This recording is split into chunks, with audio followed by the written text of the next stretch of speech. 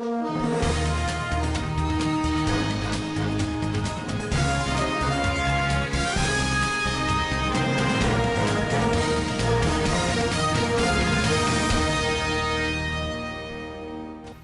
government begins minimum wage review nationwide.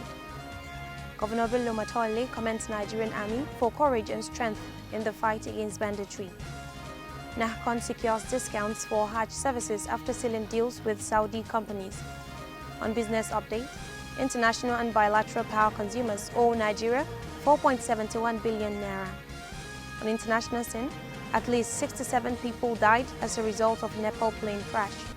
On a sports update, Barcelona beats Real Madrid to win Spanish Super Cup. Hello dear, welcome to Standard Voice Television Newsroom. I'm Mukufta Muhammad. The National Salaries, Incomes and Wages Commission says it has initiated process for the review of the national minimum wage. The Commission's head of public affairs, Mr. Emmanuel Njoku, said this in a statement on Sunday in Abuja.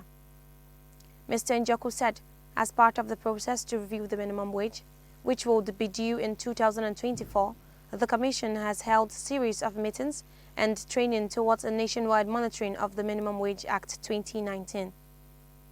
He said the monitoring build to begin January 23rd would help ascertain the compliance level of public and private employers and organizations. According to him, the monitoring team will, among other things, inquire if employers keep adequate records of wage and conditions of services of employees. He said the exercise will enlighten the public and private employers and organizations on the economic benefits in adhering to the payment of the national minimum wage. Governor Bello Muhammad Matolle of Zamfara State has expressed gratitude to the Nigerian Armed Forces for showing remarkable commitment, dedication, courage and strength in fighting banditry and other heinous crimes bedeviling the state. The governor made the commendation at the 2023 Armed Forces Remembrance Day, which held at the State Trade Fair Complex, Bypass Road, Gusau. Our correspondent Jamila Ibrahim has more on the report. The governor said no doubt the army have worked tirelessly to keep our communities safe and to bring relative stability to the state. He maintained that this year Armed Forces Remembrance Day provides an avenue for individuals, groups and other stakeholders to honor and assist veteran soldiers who are still alive but weak to earn a living, and at the same time use the occasion to further remind us of the need to carefully guard the unity of our nation, which we won at a great cost. The Matawalle Maradun also used the occasion to call on all citizens to abstain from unguarded utterances, divisive actions and comments which could jeopardize the unity and progress of Nigeria as a sovereign entity. The occasion further reminds us for the need to carefully guard the unity of our nation, which we won at a great cost. It also serves as a reminder for our citizens to abstain from unguarded utterances, divisive actions, and the comments which will jeopardize the unity and progress of Nigeria as sovereign entity. According to the governor, Zamfara State has been battling with banditry and other related crimes for more than a decade now, which have undermined the state economically, most especially in terms of industrial activities, trade and investment, education and agriculture, pointing out that the challenges have also affected social activities and intercommunal relations across the state. Jamila Ibrahim, reporting for Standard Voice Television. The former Chief of Army Staff, Buratai, congratulates members of the Armed Forces of Nigeria and the Chief of Army Staff, Lieutenant General F. Yahaya, the Theatre Commander, the Sector Commanders and all the troops of Operation Hadanke for their continued gallantry and consolidating on the peace attained in the Northeast. The former Army Chief made the commendation during the commemoration of Armed Forces Remembrance Day, saying he is proud of the Nigerian military. He said on the 15th of January every year, the gallant fallen heroes who made the supreme sacrifice are remembered. Lieutenant Buratai appreciated and commended President Muhammadu Buhari for his continued support to the Nigerian military since the year 2015. He said the year 2023 shall be a year of democratic consolidation building on the laudable legacies of the President and further reducing the challenges the country is facing by the grace of God. The National Hajj Commission of Nigeria, NAHCON, and the Mutawif Company of African Non-Arabs, otherwise known as Muassasa, signed agreements on services to be provided during the 2023 Hajj. One of the major highlights of the meeting was the commitment made by the Muassasa to upgrade the feeding and the catering services at the Mashair, and with the grant of 5% discount on payment this year, which means that Nigeria will pay less of what was charged last year. A statement signed by Musa Ubandawaki, Assistant Director Information and Public Division, reveals that the pacts were signed by the Chairman, CEO of Nahkon Alhaji Zikrullah Kunle Hassan, and the Chairman of Mutawif Company. He said the agreement is part of the preparation for this year's Hajj, which is due in late June, and is a follow-up to the earlier meeting held between the two teams on Thursday at Super Dome Center, Jeddah, on the sideline of the Hajj and Umrah Expo 2023. Troops of the Nigerian Army have neutralized scores of bandits, including Ibrahim Kachala Gudau, a notorious and one of the most dangerous bandits leaders, commanded a group carrying out kidnappings and killings in Kafuna, Katsina, Zamfara, and part of Niger Republic. Gudau's gang was believed to have killed the 7 personnel of the Nigerian Security and Civil Defense Corps, NSCDC, who were ambushed and killed by bandits in Kaduna State while on official duty last week. According to the available intelligence, Gudau, whose corpse had gone viral in the social media, was one of those killed by the troops as they repelled an attack in Kankami village in Kaduna State. Our correspondent Abdulwasiu Zainab has more on the report. Reports gathered that President Muhammadu Buhari had, in the course of the week, pledged that the gains recorded in security will be further consolidated and more attention will be given to the economy, before handing over on May 29. The President stated this when he received the executive members of the Catholic Bishops' Conference of Nigeria, CBCN, at the State House, Abuja, on Wednesday. He said that the security situation had improved over the years, particularly in the Northeast, where the focus had shifted to rebuilding infrastructure and reorientation on education. Zainab Abdulwasiu reporting for Standard Voice Television. 12 more victims from last Saturday's train station attack in Iguben, Edo State, have been rescued by joint security operatives. The state governor, Godwin Obaseki, disclosed this to newsmen on Sunday at the Police Cottage Hospital in Benin City, the state capital, where many of the rescued persons are currently recuperating. With the latest rescue, the total number of persons in captivity is now 2. The governor then took a swipe at the Nigerian Railway Corporation and accused the railway authorities of negligence. He insisted that the Kaduna train attack should have taught them to beef up security at their facilities nationwide. An investigation revealed that no fewer than 707 inmates were pardoned by the federal and state governments between January 1st and December 31st, 2022. This was just as the number of inmates in the various custodial centers across the country rose by 18,805 between 2015 and 2022, a document by the Ministry of Interior has shown. It stated that out of this figure, 52,710 inmates, representing 69.8%, are awaiting trial. The figure comprised 51,481 males and 1,229 females. Similarly, it noted that 3,145 inmates comprising 3,084 males and 61 females are on death row. According to findings, inmates were pardoned by state governors based on recommendations or after due consultations with the state council on the prerogative of mercy. The decision was part of efforts to decongest some of the crowded correctional centers. Zamfara State Governor Honorable Dr. Bello Muhammad Matola Maradun has handed over 460 houses to the state's chapter of the Nigerian Labour Congress (NLC) for distribution to junior workers in the state. For more on the story, Fauzia Ibrahim reports.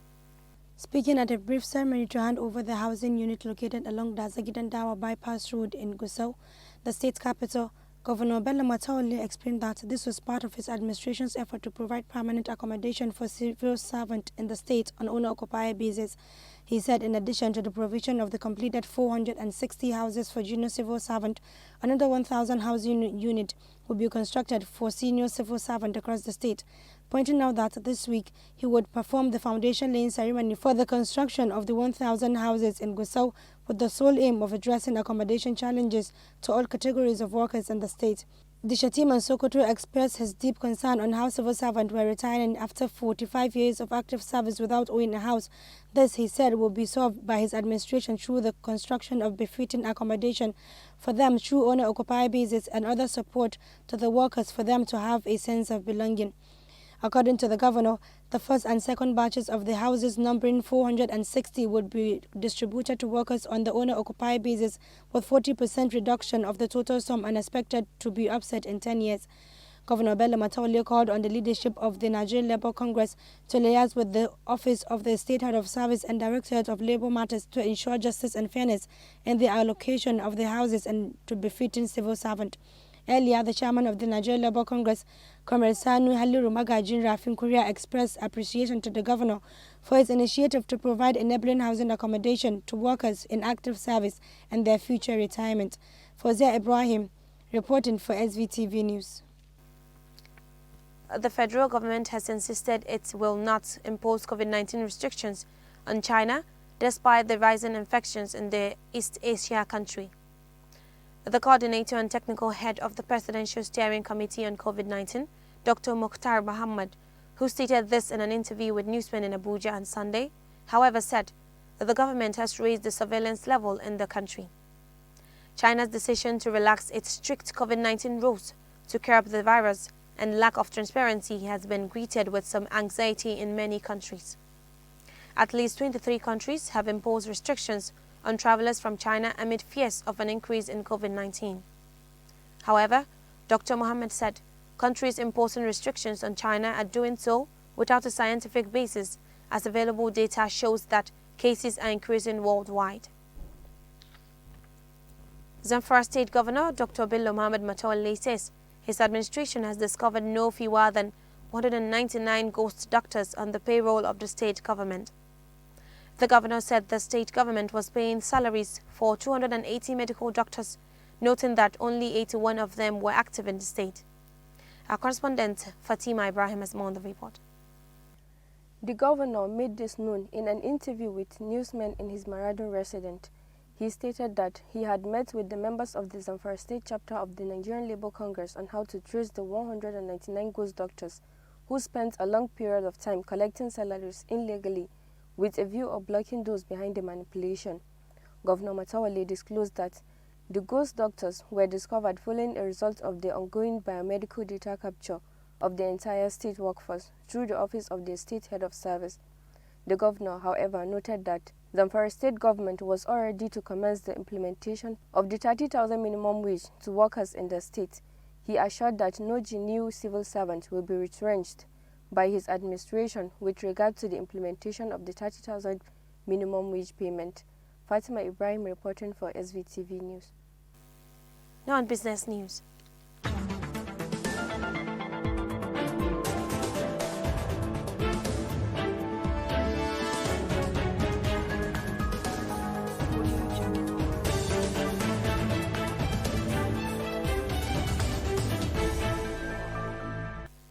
Figures obtained on Sunday from the Nigerian Electricity Regulation Commission showed that international and bilateral power consumers that get supplies from Nigeria owe the country about 4.71 billion naira.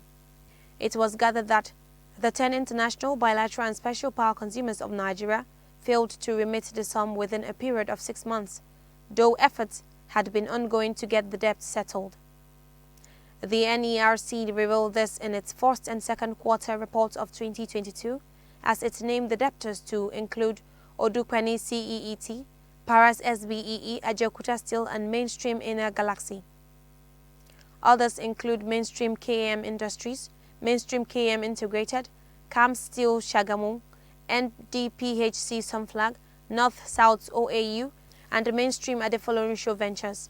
The Commission pointed out that the indebtedness by the power firms were to the Nigerian Bulk Electricity Trading Company PLC and the power market operators. Now on international news.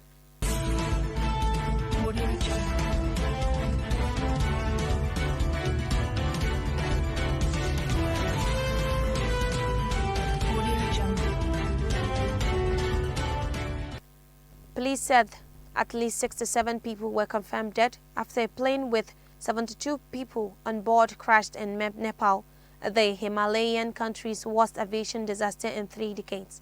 Those on board at the ATR-72 twin-engine turboprop aircraft that plummeted into a steep gug, smashed into pieces, and burst into flames in the central city of Pokhara included 6 children, officials said. As lights faded last Sunday and soldiers extracted bodies with ropes and stretchers out of the 300-meter deep, 1,000-foot ravine, there was no word on the fate of the 5 people still unaccounted for. A local official had earlier said that some survivors had been taken to hospital, but this was not confirmed by the aircraft operator Yeti Airlines or other officials. Yeti spokesman Sudarshan Bataula told newsmen that 15 foreigners were on board, including 5 Indians, 4 Russians and 2 South Koreans, with 1 passenger each from Argentina, Australia, France and Ireland. The rest were Nepalese. Now in sport update.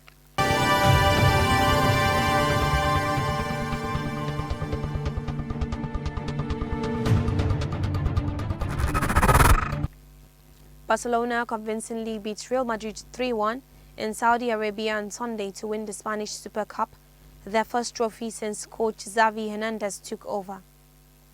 Inspired by teenager Gavi, who scored himself and set up goals for Robert Lewandowski and Pedri Gonzalez, the Catalans produced one of their best performances in years against their bitter Clásico rivals.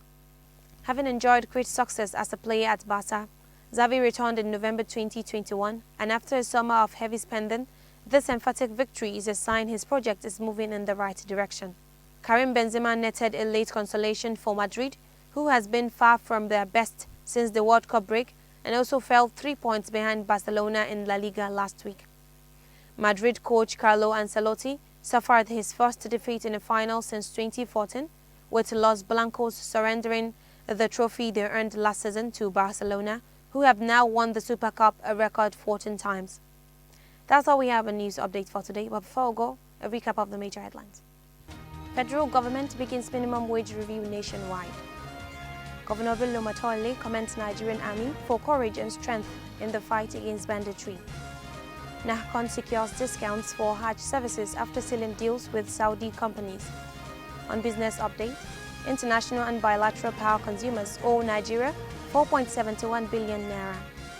On international scene, at least 67 people died as a result of Nepal plane crash. On a sports update, Barcelona beats Real Madrid to win Spanish Super Cup. Thanks for watching. That's the news. I'm Mukutha Mohammed. Have a nice day.